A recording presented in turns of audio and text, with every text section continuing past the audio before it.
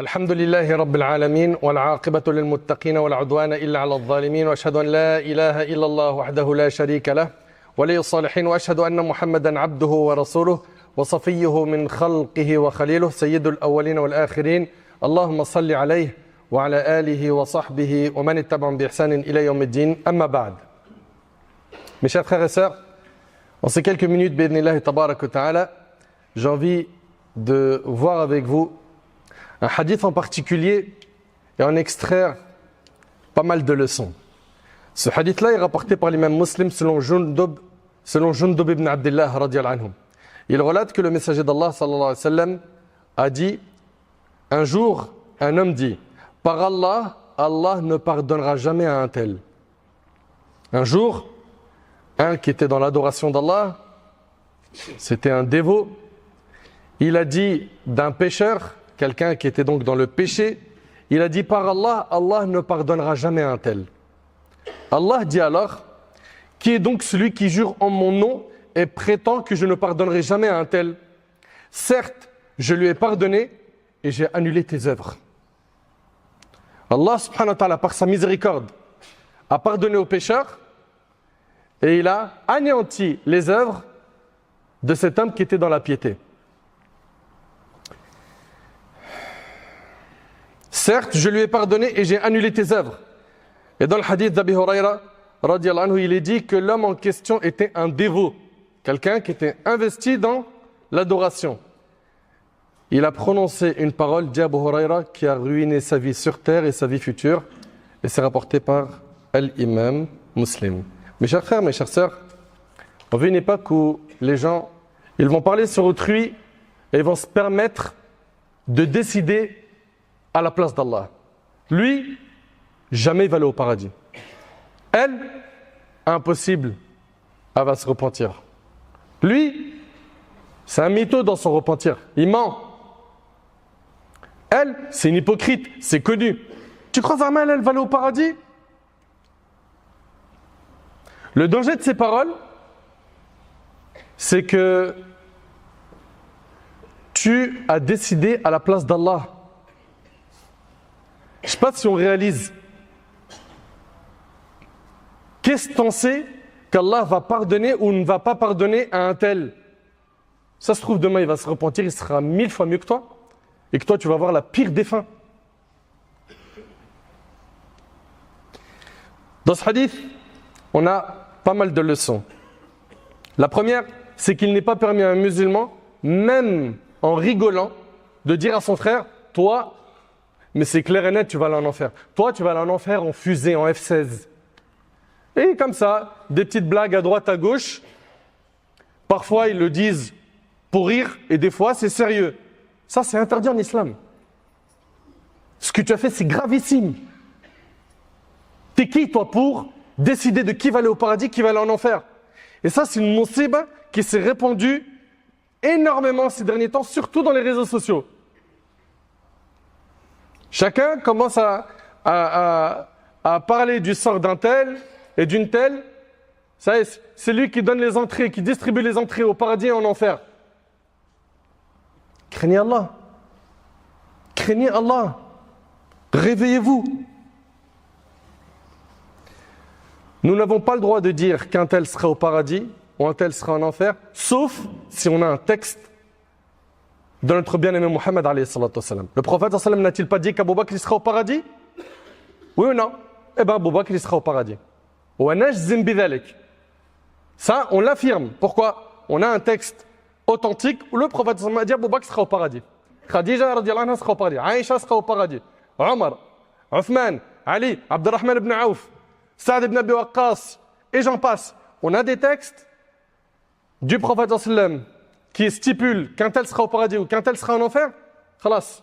Amr ibn Luhay, il sera en enfer. On a un texte. Abu Talib, pareil. Mais venir dire, toi, qu'un tel autour de toi, il va aller au paradis, il va aller en enfer, wa ma yudrik, ça se trouve, il va se repentir. Qu'est-ce que t'en sais? Ça se trouve, il va se repentir avant sa mort. Donc faites-y super attention. Même pour rire, t'as pas le droit de faire ça. Et quand on voit quelqu'un de bienfaisant, pareil. Lui, il est très bon avec ses parents. Lui, il propage le bien partout. Et il vient dire, lui là, mais c'est sûr à 1000%, il va aller au paradis. Qu'est-ce que t'en sais? Qu'est-ce que t'en sais? Qu'il va mourir sur le chemin de la piété? Qui te dit qu'il ne va pas renier sa foi ou avoir une très mauvaise mort? Qu'est-ce que t'en sais? Ce qu'on doit tirer de ce hadith, c'est qu'on n'a pas le droit de nous prononcer sur le sort d'un parmi ceux qui nous entourent. Il est en vie, tu ne te prononces pas. Il est mort, c'est ton frère en islam. On dit qu'on espère pour lui le paradis, mais dire lui, c'est sûr et certain, il va aller au paradis. Qu'est-ce que tu en sais? Ou bien, c'est un parmi les musulmans, il a fait énormément de péchés. Il a forniqué, il a tué, il a volé, etc. Mais il n'a pas annulé son tawhid, il n'a pas annulé sa foi. Lui, tu as le droit de dire qu'il est en enfer? Ça, c'est pas notre croyance. C'est pas aqidat ahl sunnah wal jama'a. La croyance des gens de la sunna et du consensus, c'est que le pécheur parmi les musulmans, s'il meurt sans s'être repenti des grands péchés qu'il a fait, sans avoir annulé son islam, il est sous la volonté d'Allah. Allah subhanahu wa ta'ala, soit il lui pardonne, soit il le châtie. Il est sous la volonté d'Allah. Et puis, même si on le voit faire énormément de grands péchés, ça se trouve avant de mourir, il va se repentir. On a l'exemple de l'homme qui a tué 100 personnes dans la sunna. Le prophète nous parle d'un homme qui a tué 100 personnes. 100 personnes. Il s'est repenti, Allah a accepté son repentir. Dans un hadith rapporté par l'imam al-Bukhari, lorsque Uthman ibn Mad'un radiyallahu anhu décéda, al-Ala, elle dit que la miséricorde d'Allah soit sur toi, ô Abu Sa'ib. Elle parle de Uthman ibn Mad'un. Elle dit, je témoigne qu'Allah t'a honoré. Vous entendez? Cette femme dit en présence du prophète sallam sur Uthman ibn Mad'un qui est mort. Elle dit, je témoigne qu'Allah t'a honoré. Le prophète sallam lui demanda, et comment sais-tu qu'Allah l'a honoré? Comment sais-tu qu'Allah l'a honoré? Elle répondit, je ne sais pas, que ma mère et mon père soient sacrifiés pour toi, ô messager d'Allah. Puis le prophète sallam a dit, par Allah, Uthman vient de goûter à la mort, il vient de goûter à la certitude. Et j'espère du bien pour lui. Par Allah, je ne sais pas, moi, le messager d'Allah, ce qu'on va lui faire. Voilà. Même le prophète sallam, ici, il n'a pas reçu de wahi min Allah sur quelqu'un, il ne se prononce pas. Il n'a pas reçu de révélation de la part d'Allah sur une personne, il ne dit pas lui va aller au paradis ou en enfer. Par Allah, je ne sais pas, moi le messager d'Allah, ce qu'on va faire, ce qu'on va lui faire. Al-Ala répondit, par Allah, après lui, je ne me prononcerai jamais sur l'intégrité d'une personne. Mais cela me chagrina. Puis elle dit, pendant que je dormais, je vis que Uthman, donc Uthman ibn Mad'un, avait une source qui laissait couler de l'eau. Je suis donc allé voir le messager d'Allah et il me dit, ce sont ses œuvres et c'est rapporté par le Bukhari. Concernant le premier hadith qu'on a évoqué, celui où l'homme pieux a dit à celui qui n'était pas pieux, celui qui était dans les péchés, Allah ne te pardonnera pas. Dans ce hadith, on y voit une leçon, c'est qu'il n'est pas permis à celui qui est dans la religion, qui s'implique dans la pratique religieuse, de mépriser le pécheur pour son péché. De le mépriser, de l'humilier. Non. Mais ce qu'il faut plutôt, c'est quoi? C'est de le conseiller, de le rapprocher. Et subhanallah, il a été dit, un péché qui nous pousse à nous rabaisser et à nous sentir petits, vaut mieux qu'une adoration qui suscite en nous un sentiment d'orgueil et de suffisance, de fatuité. Parmi les leçons, c'est que la personne qui va appeler Allah subhanahu wa ta'ala, quelqu'un qui est dans le péché, il doit le faire avec douceur, avec la meilleure manière. Pourquoi? Parce que l'objectif dans la da'wah, quand on voit quelqu'un de pécheur sur le net, ou dans mon quartier, ou dans ma famille, l'objectif quand on appelle quelqu'un Allah subhanahu wa ta'ala, c'est quoi? C'est de gagner son cœur, et pas de le vaincre dans un débat. Parce qu'il y a beaucoup de gens, quand ils vont parler avec un désobéissant, ce qu'ils veulent, c'est quoi? C'est je l'écrase en public, comme ça je montre que la vérité elle est au-dessus du faux. Mais c'est pas ça le but. Le but, c'est de gagner son cœur. Le but, c'est de le rapprocher. Et tu n'as pas utilisé la bonne méthode. Aussi, parmi les leçons, c'est qu'il n'est pas permis de faire désespérer un pécheur, peu importe son passé sombre, de la miséricorde d'Allah. Subhanallah, on voit des gens, ils font quelques petits efforts alors qu'ils ont un passé ténébreux. Et deux catégories de personnes vont apparaître devant eux. Des gens qui vont leur dire, c'est bien, continue, et combat les péchés du passé, fais le nécessaire pour te réformer, tu es sur la bonne piste, qu'Allah te récompense, qu'Allah te facilite. Et quelqu'un d'autre, deuxième catégorie, qui va lui dire, espèce d'hypocrite, tu te moques de qui? Mais tu crois qu'on ne sait pas que c'est un cinéma, tout ça? Hein? Là, comme ça, d'un coup, tu as commencé la prière. D'un coup, tu as commencé à porter le voile. D'un coup, tu as voulu faire une umrah. Hypocrite que tu es, tu crois qu'on ne sait pas que c'est du vice, tout ça? Je ne comprends pas, moi, wallah. Moi, je suis choqué quand je vois ces réactions. Ça me rappelle le hadith d'Osama ibn Zayd, radiyallahu anhu, quand il a poursuivi un ennemi. Et au moment où il allait le tuer, l'ennemi, il a dit « La ilaha illallah ».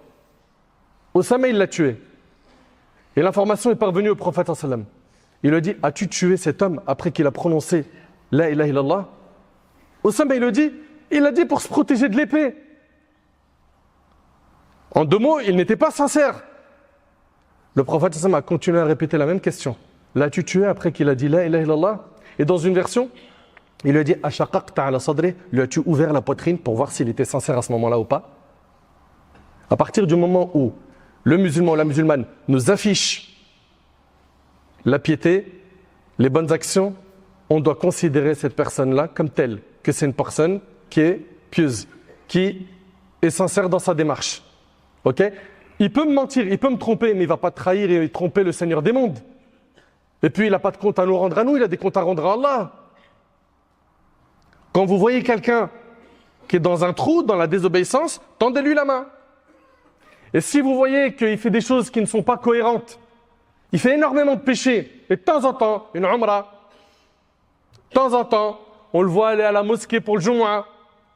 Pareil, je vous ai dit, il y a deux catégories. Il y a ceux qui vont essayer de se rapprocher de cette personne, hein, et de lui faire da'wah en utilisant le peu de bien qu'il fait, en l'aidant à gonfler justement ce bien. Pourquoi? Pour qu'il se repente et il laisse son passé sombre. Et tu as l'autre catégorie qui va lui jeter des pierres. Mais tu te moques de nous, mais l'islam n'a pas besoin de toi. Et ceci et cela. Ne soyons pas de cela. Le prophète, alayhi salatu wassalam, vous le savez, on vous l'a déjà dit, dans sa société, il y avait beaucoup de pécheurs. Et qu'est-ce qu'il a fait, alayhi salatu wassalam? Il a fait le nécessaire pour rapprocher les cœurs de ceux qui l'entouraient.